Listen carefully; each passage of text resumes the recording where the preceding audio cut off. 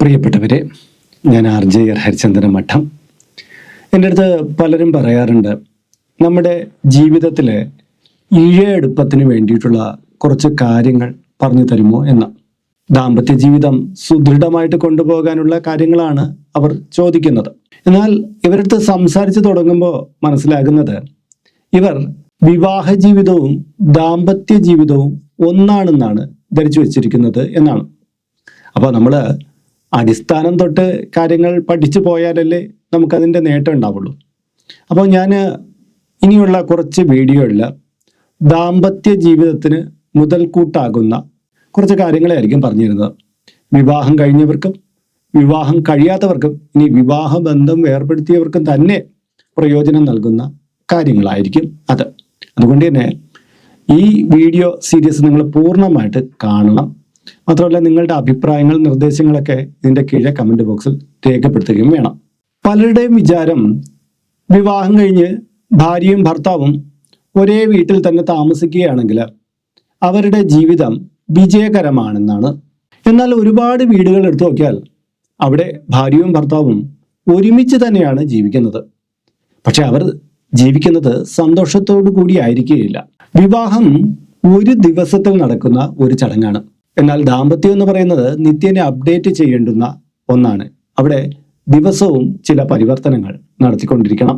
ഇന്നത്തെ വീഡിയോയിൽ നമ്മൾ സംസാരിക്കാൻ പോകുന്നത് ദാമ്പത്യ ജീവിതത്തിന്റെ ഒരു അടിത്തറ എങ്ങനെയായിരിക്കണം എന്നുള്ളതാണ്. ഓർമ്മിക്കേണ്ട പ്രധാന കാര്യം, ദാമ്പത്യം എന്നത് ഒരു കരാറല്ല, ഒരു ഉത്തരവാദിത്തമാണ്, ഒരു പ്രതിബദ്ധതയാണ്. ഇത് മനസ്സിലാക്കിയാൽ മാത്രമേ ദാമ്പത്യ ജീവിതം എന്ന് നമ്മൾ അർത്ഥമാക്കുന്ന തരത്തിലേക്ക് നമുക്ക് വളരാൻ കഴിയൂ. നമുക്കിനി വിവാഹവും ദാമ്പത്യവും എന്താണെന്ന് നോക്കാം. നമ്മൾ മുമ്പ് പറഞ്ഞിട്ടുണ്ട്, വിവാഹം എന്നത് ഒരു കരാറാണെന്ന്. അതായത് രണ്ട് വ്യക്തികൾ തമ്മിലോ രണ്ട് കുടുംബങ്ങൾ തമ്മിലോ ഒക്കെ ചേർന്ന് രണ്ടുപേർ തമ്മിൽ വിവാഹം കഴിക്കാൻ തീരുമാനമെടുക്കുന്നു. അതിന് നിയമത്തിന്റെ സാധുത വരുത്തുന്നതിന് വേണ്ടിയിട്ട് ഒരു കരാർ വയ്ക്കുന്നു. എന്നാൽ ദാമ്പത്യം എന്ന് പറയുന്നത് ഒരു ജീവിതയാത്രയാണ്. ഇതിൽ നിത്യേന നമ്മൾ ആ ദാമ്പത്യ ബന്ധത്തിന്റെ കണ്ണികൾ മുറുക്കിക്കൊണ്ടിരിക്കണം. വിവാഹം എന്ന് പറയുന്നത് നിയമത്തിന്റെ പരിരക്ഷയിൽ നമ്മൾ കൂട്ടിച്ചേർക്കപ്പെട്ട ഒരു കരാറായതുകൊണ്ട് അതേ നിയമത്തിന്റെ തണലിൽ തന്നെ നമുക്ക് ഇതിനെ വേർപെടുത്താനും കഴിയും. എന്നാൽ ദാമ്പത്യ ജീവിതം എന്ന് പറഞ്ഞാൽ പരസ്പര ധാരണയോടുകൂടി എടുത്ത പരസ്പര വിശ്വാസത്തോടു കൂടി മുന്നോട്ട് കൊണ്ടുപോകുന്ന ചില കാര്യങ്ങളാണ്. അവിടെ ഏകപക്ഷീയമായിട്ടോ മറ്റൊക്കെ വിടുതൽ അങ്ങനെ സൃഷ്ടിക്കാൻ പറ്റുകയില്ല. കാര്യം അത് ജീവിതത്തിൽ മുഴുക്കെ തുടർന്നു കൊണ്ടുപോകേണ്ടുന്ന കൂട്ടുത്തരവാദിത്വമാണ്. എന്നാൽ ഇവിടെ ദാമ്പത്യം പാടെ തകർന്നിട്ടും വിവാഹം മുന്നോട്ട് കൊണ്ടുപോകുന്ന എത്ര പേർ നമുക്കിടയിലുണ്ടെന്ന് അറിയാമോ? അവരുടെ ഇടയിൽ ഇനി ഒന്നുമില്ല, പക്ഷെ മറ്റാരെയോ കാണിക്കാനോ അല്ലെങ്കിൽ ചില ആവശ്യങ്ങൾക്ക് വേണ്ടിയിട്ടോ അവർ ഒത്തൊരുമിച്ച് ഒരു വീട്ടിലോ അല്ലാതെയോ ഒക്കെ താമസിച്ചു പോകുന്നുണ്ട്. വിവാഹം എന്ന് പറഞ്ഞാൽ ഒരു വീടിന്റെ അടിത്തറ ഒരുക്കും പോലെയാണ്. ആ അടിത്തറ ഒരുക്കിയാലേ മുകളിലോട്ട് നമുക്ക് കെട്ടിപ്പൊക്കാൻ പറ്റുള്ളൂ. അതായത് വിവാഹബന്ധത്തിലൂടെ നമ്മൾ ഒരു ദാമ്പത്യ ജീവിതത്തിലേക്ക് പ്രവേശിക്കുന്നു. പിന്നീട് ആ ദാമ്പത്യ ജീവിതത്തിന്റെ ഊഷ്മളതയിലൂടെയാണ് നമ്മൾ കടന്നു പോകേണ്ടത്.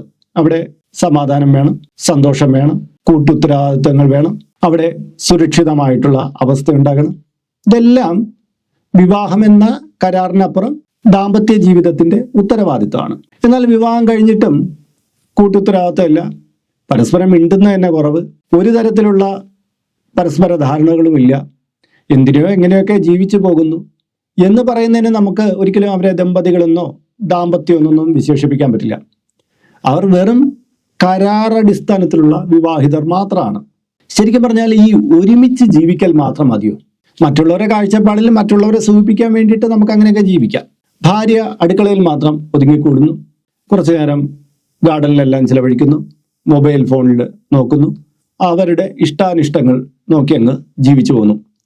ഭർത്താവാകട്ടെ സദാസമയം പുറത്താണ്, ജോലി കഴിഞ്ഞു വന്നാൽ കൂട്ടുകാരെടുത്ത് ചുറ്റിയടിക്കലാണ്, പാതിരാത്രിയിൽ എപ്പോഴോ വന്നു കയറുന്നു. ഒരു ഉത്തരവാദിത്വം ഇല്ലാത്ത ഒരു ജീവിതം. കിടക്കുന്നത് രണ്ട് കട്ടിലോ ഒരു കട്ടിലോ എങ്ങനെയാവട്ടെ, പക്ഷേ ഇവർ പരസ്പരം മനസ്സുകൾ കൊണ്ട് കണക്റ്റ് ആയിരിക്കില്ല. ഇവർ രണ്ടുപേരും രണ്ട് ലോകത്തായിരിക്കും. ഇങ്ങനെയുള്ളവർ ചോദിക്കേണ്ട ഒരു ചോദ്യമുണ്ട്, നമ്മൾ ഒരുമിച്ച് താമസിക്കുന്നവരാണോ ഒരുമിച്ച് ജീവിക്കുന്നവരാണോ എന്നുള്ളത്. ചിലർ പറയാറുണ്ട് ഞങ്ങൾ ഒരുമിച്ചാണ് ജീവിക്കുന്നതെന്ന്. നിങ്ങളുടെ മുറിക്കുള്ളിൽ ഒരു പല്ലിയോ ചിലന്തിയോ അല്ലെങ്കിൽ ഒരു എലിയോ തന്നെ ഉണ്ടെന്ന് വെച്ചോളൂ. നിങ്ങൾ കിടക്കുന്ന റൂമിൽ തന്നെ അതുണ്ട്. അതിനോടൊപ്പം നിങ്ങൾ കുറേ കാലം ജീവിക്കുകയാണ്. അതുപോലുള്ള ഒരു ജീവിതമാണിത്. കാര്യം, നിങ്ങൾ ഒരേ മുറിയിലാണ് താമസിക്കുന്നതെങ്കിലും നിങ്ങൾക്ക് കൂട്ടായിട്ടുള്ള ഉത്തരവാദിത്വമൊന്നുമില്ല. നിങ്ങൾ നിങ്ങളുടേതായ ഒരു ലോകത്തായിരിക്കും. അപ്പൊ പിന്നെ ഇതിന് ദാമ്പത്യം എന്നൊക്കെ നമുക്ക് വിശേഷിപ്പിക്കാൻ പറ്റുമോ? വികാരങ്ങൾ പരസ്പരം പങ്കുവയ്ക്കുമ്പോഴാണ് ഒരു ദാമ്പത്യ ജീവിതം ഉണ്ടാകുന്നത്. അവിടെ സ്നേഹം കാണും, ബഹുമാനം കാണും, വഴക്കുകൾ ഉണ്ടാവും, തെറ്റുകൾ ഉണ്ടാവും, തിരുത്തലുകളും ഉണ്ടാവും, കൂട്ടുത്തരവാദിത്തങ്ങൾ ഉണ്ടാവും. ഇതെല്ലാം കൂടെ ചേരുമ്പോഴാണ് ആ ദാമ്പത്യ ജീവിതം ദൃഢമായി മുന്നോട്ട് പോവുക. ദമ്പതികൾ തമ്മിൽ പരസ്പര ബഹുമാനം ഉള്ളതുപോലെ തന്നെ ചില കാര്യങ്ങളിൽ അഭിപ്രായ വ്യത്യാസം ഉണ്ടാവും. ആ അഭിപ്രായ വ്യത്യാസത്തിന് ശേഷം ഇവർ പരസ്പര ധാരണയോടുകൂടി മുന്നോട്ട് പോവുകയും ചെയ്യും.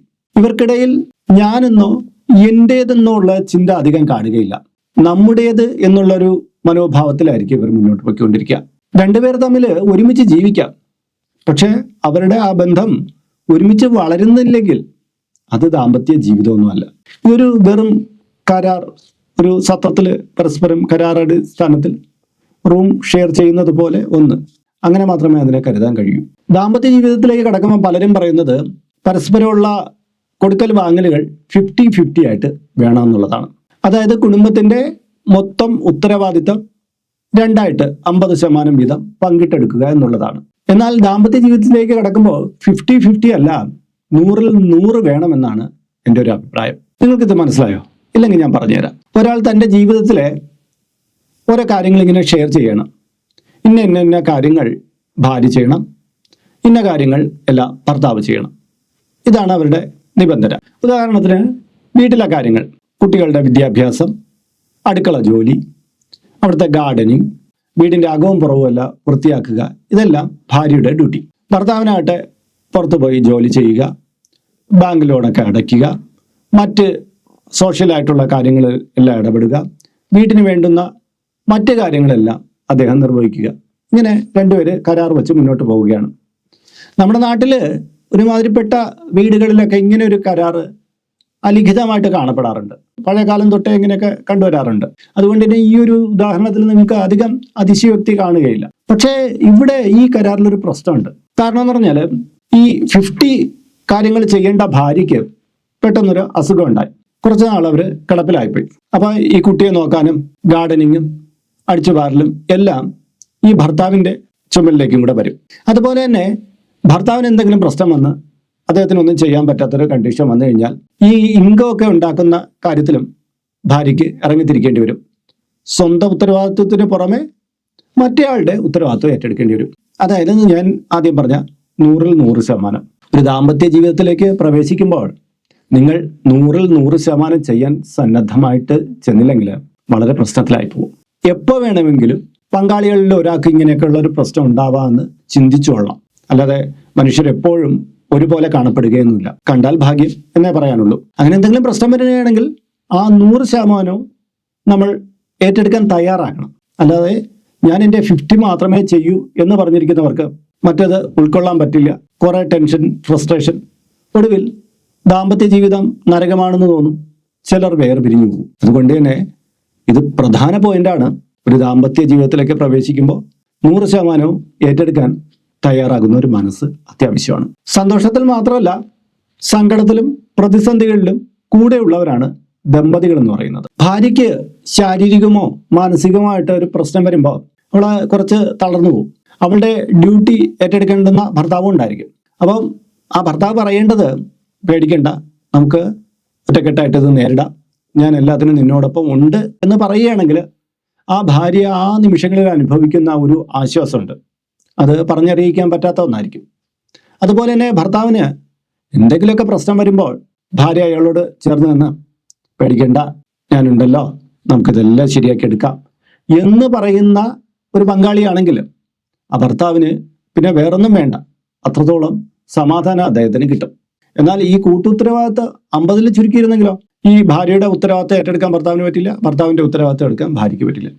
അതുകൊണ്ട് തന്നെ 50-50 എന്ന് പറയുന്ന ഉത്തരവാദിത്ത പങ്കിടലുകൾ പരമാവധി ഒഴിവാക്കുക. ഇവിടെയാണ് കൂട്ടുത്തരവാദിത്വത്തിന്റെ പ്രസക്തിയും വരുന്നത്. ദാമ്പത്യ ജീവിതത്തെ ചിലര് കരാർ പോലെയാണ് നോക്കുന്നത്. കരാറിൽ നമ്മുടെ കണ്ണ് വയ്ക്കുമ്പോൾ നേട്ടമില്ലെങ്കിൽ നമ്മൾ അതിൽ നിന്ന് പിന്മാറുകയും ചെയ്യും. എന്നാൽ ദാമ്പത്യ ജീവിതത്തിലാകട്ടെ പ്രതിസന്ധികൾ വരുമ്പോൾ ഒത്തുചേർന്ന് നിൽക്കാനും ഒരാൾക്ക് താങ്ങായിട്ട് നിൽക്കാനുമാണ് ശ്രമിക്കുക.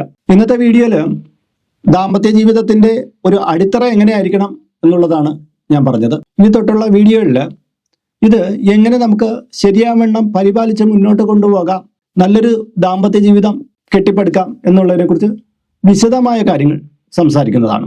അപ്പോൾ ഈ ടോപ്പിക്ക് നിങ്ങൾക്ക് ഇഷ്ടമായിട്ടുണ്ടെങ്കിൽ തീർച്ചയായിട്ടും ഇതൊന്ന് ലൈക്ക് ചെയ്യണം. ഈ ചാനൽ ഇതൊരിക്കലും സബ്സ്ക്രൈബ് ചെയ്തിട്ടില്ലെങ്കിൽ അത് ചെയ്യണം. കാര്യം തുടർച്ചയായിട്ട് എനിക്കിതിൽ വീഡിയോകൾ ഇടാൻ പറ്റുന്നില്ല, കുറച്ച് സമയക്കുറവ് കൊണ്ടാണ്. നിങ്ങളുടെ പങ്കാളിത്തം നന്നായിട്ട് കിട്ടുകയാണെങ്കിൽ തീർച്ചയായിട്ടും ഞാനിതിൽ കൂടുതൽ വീഡിയോകൾ അപ്ലോഡ് ചെയ്യാം. ഇത് കഴിയുന്നിടത്തെല്ലാം ഷെയർ ചെയ്ത് കൊടുക്കുകയും വേണം. അപ്പോൾ ഇന്നത്തെ വീഡിയോ ഇവിടെ പൂർണ്ണമാവുകയാണ്. അപ്പോൾ മറ്റൊരു വീഡിയോയിൽ വീണ്ടും കാണാം. അതുവരേക്കും ബൈ.